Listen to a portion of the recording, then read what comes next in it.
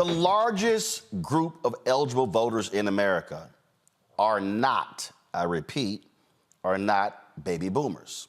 They're actually millennials and Gen Z. Yet when it's time to actually vote, we know who votes at a higher rate. Folks who are 60 plus years old. I hear from a lot of young folks who say, I'm sick of these old folks, I'm tired of them running, I'm tired of them being in charge. But the only way you replace them is if you run and you win and you vote. Now, right now, there are a lot of young voters who are not happy with the Biden administration of what's happening between Israel and Gaza. And they're taking to social media platforms to tell people not to actually vote. This particular user on TikTok used her platform to explain why that could end up in disaster. Okay, I need all my creators to come to the front. I want y'all to listen to this. Hold on. I voted for Biden in 2020. I have never liked him, and when I first heard that he was going to be the Democratic candidate, I said that I wasn't going to vote in 2020, but I felt like it was important, and I felt like he was the lesser of two evils, and I still feel that. But after today, I cannot imagine voting for him in 2024. We will not vote in 2024. This message is for Joe Biden. You've already lost. You're not going to win. You're not going to win. My generation is going to make sure that doesn't happen. If the Democratic Party is not seeing these numbers and are still acting delusional, they cannot complain when they... Now, see, the problem with every single one of these creators and what they are pushing is the fact that they are telling their followers to do not vote, that they're not going to vote because they don't want to vote for Biden and da-da-da. And I get that. I get it. But what you are pushing is even more dangerous. Go look up, hit that search bar and type in Project 2025. Go educate yourself before you get on this damn app and start preaching about how you're not going to vote in this upcoming election. Because you not voting is even worse. You understand? You are pushing a rhetoric that is dangerous. That is dangerous. Because if you decide to withhold your right to vote, and even if you just don't agree with Biden, go look up Project 2025. Because I guarantee you, as a woman, as a black woman, as a minority, as someone who is in an interracial relationship, as someone who is a small business owner, as someone in the middle class, lower class, anybody, if you do not understand what Project 2025 is, and the way a lot of these Republicans are pushing their agenda, and they have laid it out for you as plain as day in black and white of what they are planning on doing. If they are able to win over our government, have a Republican president, have a Republican dominant Congress and House, like, you need to go educate yourself. Stop getting on this app, running your mouth, because you feel some type of way right now with everything that's going on with this Israel and Palestine. And I get it. I get it. I feel it too. But stop telling your followers and all of these young people to not go vote. Because if you don't get your ass up and go to these polls next year, guess who will? Every right-wing nut that supports the Trump, that ideology, that supports Project 2025, because they know you're not going to go do it. So we have to stop. And as an influencer with a following as big as all of these followers, these influencers have, baby, you got to be careful what you say on this app. You got to be careful what you are pushing out there, because that rhetoric of, I'm not voting for Biden, I'm not voting for either. What? Then you're just going to allow them to win by default. And when they start implementing all that Project 2025, do not come on this app boo-hooing, crying, talking about this, talking about that, when you start to see your basic human rights get stripped away. And the fact that it's a lot of minorities on this app talking about telling people and telling their followers not to vote, baby, I want to slap all of you. Pay attention. Pay attention. And do your research before you go popping off at the mouth, telling people not to get up and exercise their right to vote. You may not agree with Biden. You may not agree with the Democrats and this and stuff that's going on right now with Palestine. I get it. But do not get on here and tell people not to vote. That is the absolute worst thing you can do. Get it together. Do your research. Click that search bar and go look up Project 2025. And then come back and let's have a conversation about the lesser of two evils. Joining us now is Cristina Tzinzun Ramirez. She's the president of NextGen America, joining me from Austin, Texas. All right, Cristina, glad to have you here. Look, y'all are a nonpartisan organization, so it's not like you're representing one party or the other. But when we look at the numbers don't lie. A number of young voters support Democratic candidates. When you look at issues like the environment, when we talk about reproductive rights, we could go on and on and on. And we have seen in the last 2 or 3 election cycles an increase. But what I keep saying repeatedly is that, man, if young voters truly lock in, they don't have to worry what baby boomers can do. They can decide the fate of the country today, not 10 years from now. That's right. You've just said it. Young people now make up the largest generational voting bloc in the country. They also happen to be the most diverse generational voting bloc in American history and the most progressive. Young people care mostly about issues. They are driven on issues of racial justice, on climate change, on abortion rights, gay marriage, gun safety, reforming and legalizing marijuana. Those are all progressive issues. And what we saw happen in 2022 was that people said young people aren't going to turn out. It's a midterm. They're upset. And there was a huge youth voter turnout, and young people voted so overwhelmingly for Democrats that it canceled out the Republican boomer vote. Even though more boomers voted for their share, because young people voted so overwhelmingly for Democrats, even though they made up a lesser share of the electorate, they canceled out that Republican vote. So young people, you know, that young woman that we just saw on TikTok saying, don't tell people not to vote, she's absolutely right. Voting isn't the only way you change the world, but it is the most basic thing you must do, not the only thing you should do. And Republicans are counting on young people not to turn out, not to exercise their power. And I just want to say to young people, look, the highest youth voter turnout in American history was in 2020. It got us the first African-American woman to the Supreme Court justice. It got us the largest single investment by any country on the planet to tackle the climate crisis. It got us substantial student debt reform, historic gun safety legislation. And if you like those things and you want more to be done, then you need to keep voting, because voting is how you organize and you get good people elected. You don't go home and hope they do the right thing. You keep voting and organizing and push them to deliver on their promises. Yet we see right now, and look, I understand what's happening. A lot of people are not happy with President Biden, what's going on in Israel and in Gaza. A lot of people are really upset. But what's also happening here, you're seeing people who are saying, hey, that's it, I'm not going to be voting at all in this election. And as I'm watching this and I'm going, you do know that Trump and the Republicans, if they are in power, their position is even going to be worse than where Biden is right now.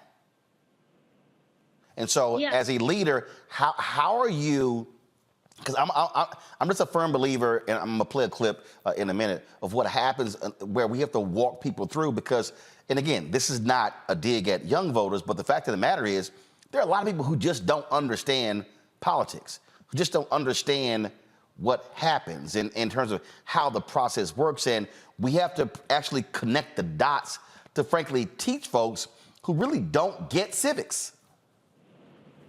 Yeah, I mean, look what happened in 2016 when young people didn't turn out and a whole host of people sat out in the election. We got Donald Trump as the nominee. We got immigrant children being ripped from their families at the border. We were pulled out of the Paris Climate Accord. We had a president that supported Charlottesville and said there were nice people on both sides. It was total chaos. And who was on the front lines of that destruction mostly, and the consequences of that, were low-income communities of color. And we cannot have that again. I always say, look, I never agree with any single one politician or party, and I don't agree with any single person. I love my mama, for example, but I don't agree with her on every single issue, and that's okay.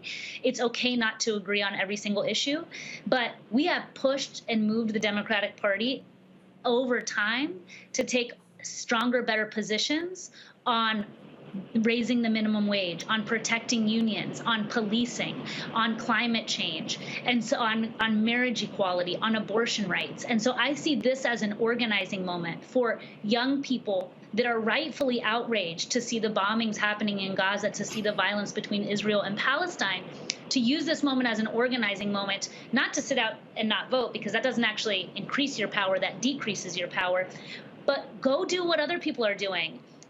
Jewish Voice for Peace and others sitting in congressional offices, demanding a ceasefire, asking them to switch and move their positions. The party is not perfect. The people that push and move the party to be a better and more perfect institution are who make it stronger and better. And so if people are angry in this moment, rightfully so, then use this moment to organize in a new way. One of the things that, for me, that really jumps out here, and I've said this, and I was talking about this when I was discussing Louisiana. What often happens is people go, but the party should be doing this and this and this. And what I keep saying to people is, when your interests are at play, you can't be waiting on a party to do something. And so when your organization is out there, are y'all talking about, no, this is self-campaigning. This is self-organizing. This is not waiting on somebody to excite me. And that's the other thing that I really try to tell people all the time. First of all, excitable candidates are, frankly, that's generational, all right? You talk about an Obama in 2008, frankly, for Republicans, it was Reagan in 1980. Before that, it was Kennedy in 1960. So it's not like every election cycle we have this, oh my God, this candidate that I swoon over. I always say, y'all, guess what, folks? Somebody's going to win. So we can either be looking for that excitable, perfect, good-looking, charming, charismatic candidate, or to understand they're going to have power. And so how are you articulating that to folks to understand you can't be waiting on this great figure to come along and swoop you off of your feet and just make you excited? Understand, no, somebody's going to win. You better figure out who I'm going to support and which one's going to be aligned with my issues. Yeah, I mean, I think for me, look, I've been an organizer for 20 years, and what I've understood is that very few people are always going to be aligned with me, but it's my job as an organizer to push them and assess who is most aligned with me and that I can move in the right direction along with people that care about the world and see it in the way I do. And so it's very clear when you look at the Democratic Party and the Republican Party, right? And I'm not saying, again, I don't put my single hope in any one single politician or party. I put my hope in the American people and working in class and ordinary people and young people. Because every time our country has made a great leap forward, it's taken the courage, imagination, and impatience, often of young people, to push our legislators to deliver. And so this moment isn't any different. So I think assess the field. Which candidate is more aligned with me? When we talk about climate change, you have one party that's saying climate change is a hoax, the other one that actually just made the largest single investment to tackle the climate crisis of any country on the planet. When you talk about criminal justice reform, you have one party that wants to increase funding for prisons and policing, and you have another party that is listening and working with communities to look at how we invest more into communities and education. When you look at the student debt crisis, there's one party that doesn't want to cancel student debt at all, and one that has tried, and the Republican Supreme Court blocked from happening.